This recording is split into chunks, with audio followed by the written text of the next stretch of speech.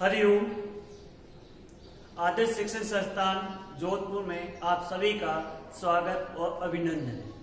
Online class में जिसमें अपन कक्षा 10वीं सामाजिक विषय के बारे में अध्ययन कर रहे थे, जिसमें हम अध्याय 7 राज्य सरकार के बारे में, ठीक है। तो हम राज्य सरकार के अंतिम बिंदु उच्च न्यायालय के बारे में जानेंगे। जैसा कि आपको विदित है कि हमने पिछले अध्याय में केंद्र सरकार के बारे में जाना था, जिसमें हम उच्चतम न्यायालय के बारे में जाने, ठीक है। उसी प्रकार देश में सर्वोच्च जो न्याय व्यवस्था अपन देखते हैं, जिसमें सर्वोच्च न्यायालय होता है। इसी प्रकार राज्य में देखा जाए तो उच्च न्यायालय होता है, जिसमें राज्य में न्याय देने का कार्य करता है। तो अपन देखते हैं अब उच्च न्यायालय के बारे में। उच्च न्यायालय में भारतीय संविधान के कौन से अनुच्छेद में बताया गया है?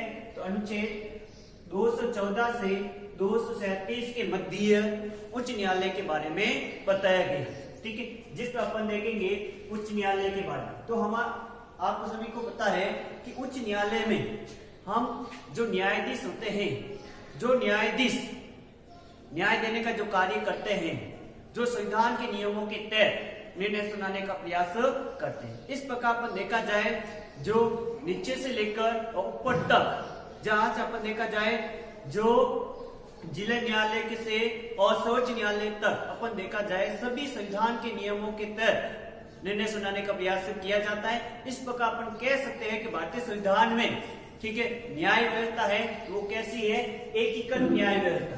कैसी है? एकीकृत न्याय व्यवस्था देखने को मिलती है, ठीक है। जिस पर अपन देखते हैं अब अपन उच्च न्यायालय के बारे में देखा जाए तो यह है कि भारत में सर्वप्रथम उच्च न्यायालय की स्थापना कहाँ की गई? तो भारत में सबसे पहले उच्च न्यायालय की स्थापना कहाँ की गई थी? जिसमें अपन देखा जाए जो मद्रास, बॉम्बे, ठीक है, इन क्षेत्रों में अपन देखा जाए सन 1862 में, ठीक है, मद्रास, बॉम्बे और कलकत्ता। कहां पर? कलकत्ता। यहाँ पर सर्वप्रथम 1862 में उच्च न्यायालय की स्थापना की गई। उसके पश्चात सन 1866 में इलाहाबाद, कहां पर? इलाहाबाद में उच्च न्यायालय की स्थापना की गई। तो इस प्रकार देखा जाए तो उच्च न्यायालय के बारे में, ठीक है, तो हम उच्च न्यायालय 1866 में इलाहाबाद में स्थापना की गई, ठीक है। अब देखते हैं कि उच्च न्यायालय का गठन किस प्रकार किया जाता है, उसके बारे में देखते हैं। तो उच्च न्यायालय का गठन देखा जाए तो हम देखा जाए तो उच्च न्यायालय का गठन का प्रावधान किसके द्वारा किया जाता है? राष्ट्रपति के द्वारा। तो राष्ट्रपति के द्वारा उच्च न्यायालय के न्यायाधीश का अपन देखते हैं उसमें न्यायाधीश के पद पर, ठीक है, नियुक्त किया जा सकता है राष्ट्रपति के द्वारा, ठीक है। तो अपन देखते हैं तो राष्ट्रपति किस प्रकार नियुक्त करने का कार्य करता है उच्च न्यायालय के मुख्य न्यायाधीश को। अब देखते हैं कि उच्च न्यायालय के मुख्य न्यायाधीश अनुच्छेद 216 के तहत राष्ट्रपति, कौन? राष्ट्रपति, ठीक है, मुख्य न्यायाधीश को नियुक्त करने का कार्य करता है। कौन करता है? राष्ट्रपति। अब राष्ट्रपति कैसे करेगा, किस प्रकार करेगा? तो अपन देखा है तो राष्ट्रपति, ठीक है, कॉलेजियम पद्धति। कौन सी पद्धति? कॉलेजियम पद्धति, ठीक है, और उच्चतम न्यायालय के मुख्य न्यायाधीश, ठीक है, मुख्य न्यायाधीश, और वह उस राज्य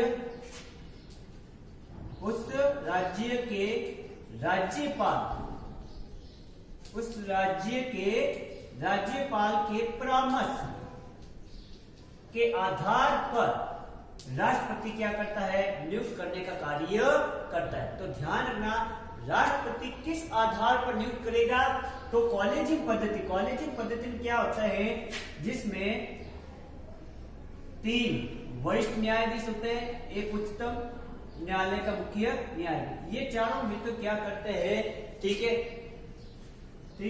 उस एक व्यक्ति का चयन करते हैं। वो चयन करके नाम किसको भेजते हैं? राष्ट्रपति। फिर बाद में एक बार और उच्चतम न्यायालय की सलाह भी लेते हैं। फिर बाद में राज्यपाल का परामर्श भी लिया जाता है, जिस राज्य में उच्च न्यायालय के मुख्य न्यायाधीश को नियुक्त किया जाता है। इस प्रकार इनके सलाह के आधार पर राष्ट्रपति किसी भी राज्य में उच्च न्यायालय के मुख्य न्यायाधीश के को रूप में चयन करता है, नियुक्त करता है। अब देखते हैं भारत में उच्च न्यायालय कुल कितने हैं? तो भारत में उच्च न्यायालय कुल कितने हैं? 24 है। कितने हैं? 24। अधिकांश ऐसा बताया जाता है भारतीय संविधान में प्रत्येक राज्य में उच्च न्यायालय की स्थापना की गई, लेकिन कुछ राज्यों में मिलाकर भी एक उच्च न्यायालय बनाया जाता है।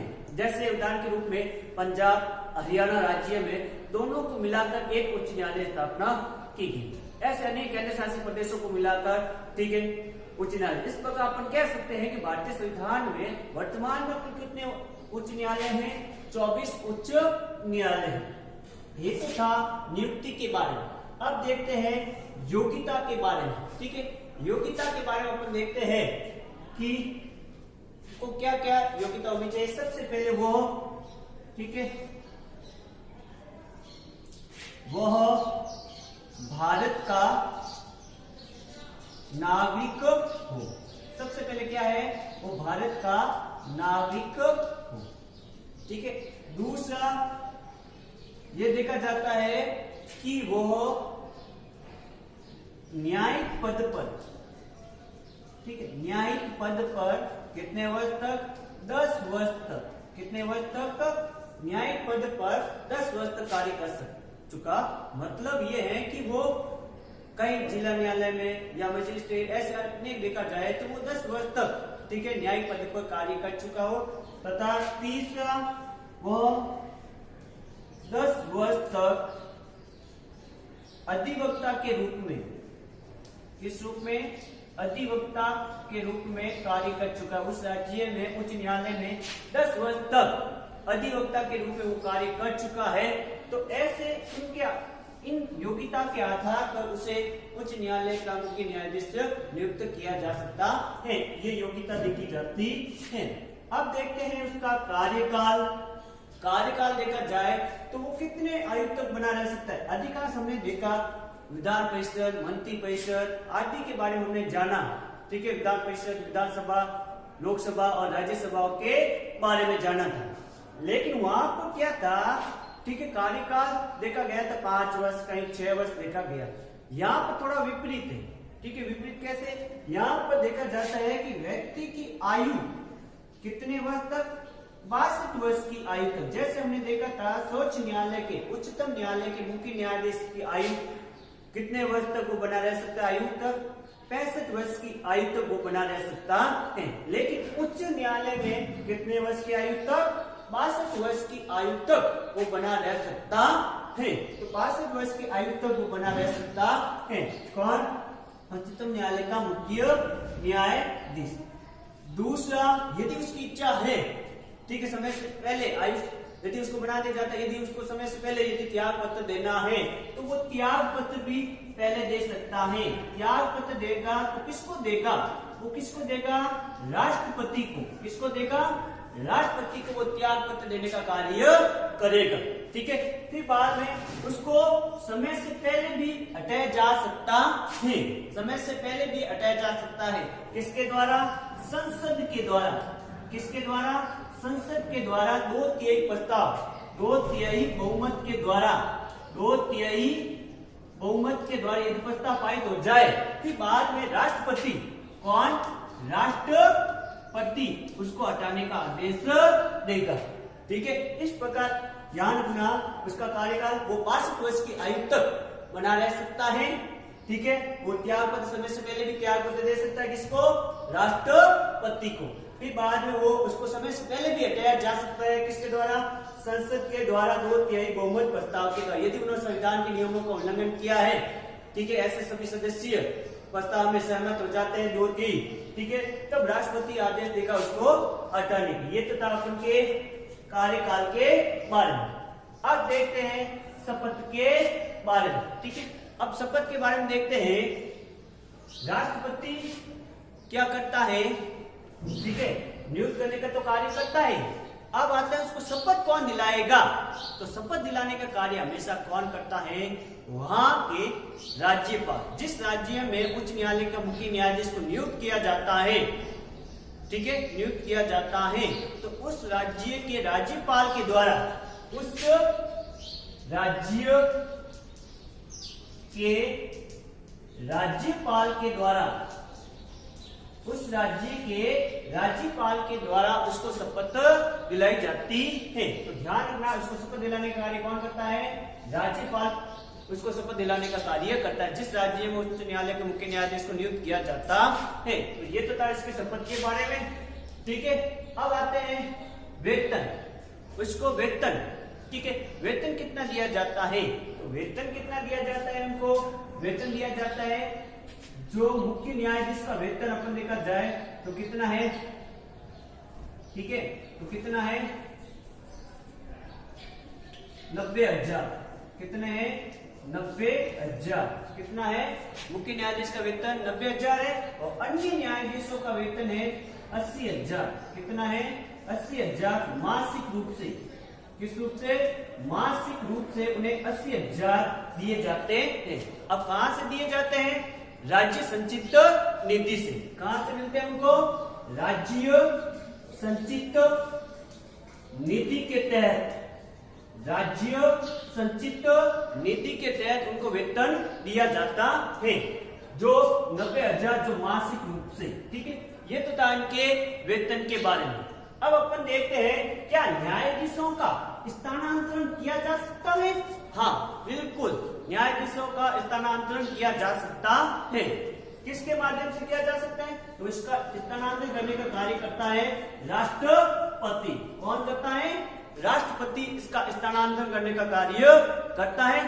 राष्ट्रपति अपनी इच्छा से स्थानांतरण नहीं कर सकता है, इसके लिए वो सलाह लेता है। किसकी सलाह लेता है, परामर्श लेता है, जिसे अपन कहते हैं परामर्श लेता है उच्चतम न्यायालय, उच्चतम न्यायालय के मुख्य न्यायाधीश से, मुख्य न्यायाधीश से वो सलाह लेता है, ठीक है। इस आधार पर वो स्थानांतरण करता है, कौन, राष्ट्रपति। तो इस प्रकार राष्ट्रपति स्थानांतरण करने का कार्य करता है। अब अपन देखते हैं, क्या उच्चतम न्यायालय का न्यायाधीश अकेला राज्य की न्याय व्यवस्था का संचालन कर सकता है, नहीं, उसके लिए वो भी अपने सहयोग के लिए न्यायाधीश बनाता है, जिसे अपन देखते हैं, जैसे इनको इनके द्वारा नियुक्त किया जाता है। इसके अलावा भी उनके सदस्यों को, उनके सदस्य अन्य न्यायाधीश, जिसे अपन कहते हैं अन्य न्यायाधीश, ठीक है। तो अन्य न्यायाधीश की भी नियुक्ति की जाती है, ठीक है। तो अन्य न्यायाधीश हमारे राजस्थान में कितने अधिकतम, तो हमारे राजस्थान में अधिकतम कितने हैं, 50, कितने हैं 50 अन्य न्यायाधीश हैं। अब अन्य न्यायाधीशों की नियुक्ति कैसे होती है, किस प्रकार होती है उसका चयन, तो उसका होता है उच्चतम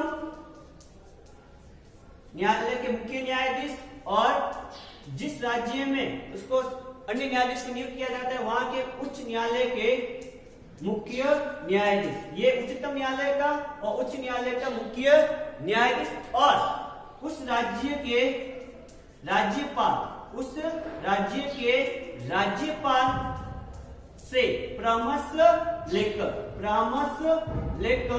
ठीक है, इस प्रकार से अन्य न्यायाधीशों की नियुक्ति की जाती है।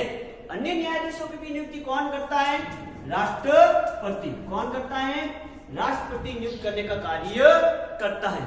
ये तो था अपन के अन्य न्यायाधीशों के बारे में, जिसको वो आपको बताना है, किसके बारे में, नियुक्ति के साथ में इसको साथ में बताना है, ठीक है। ये तो था उच्च न्यायालय के गठन के बारे में। अब देखेंगे अपन उच्च न्यायालय की कौन कौन सी शक्तियां उसके बारे में।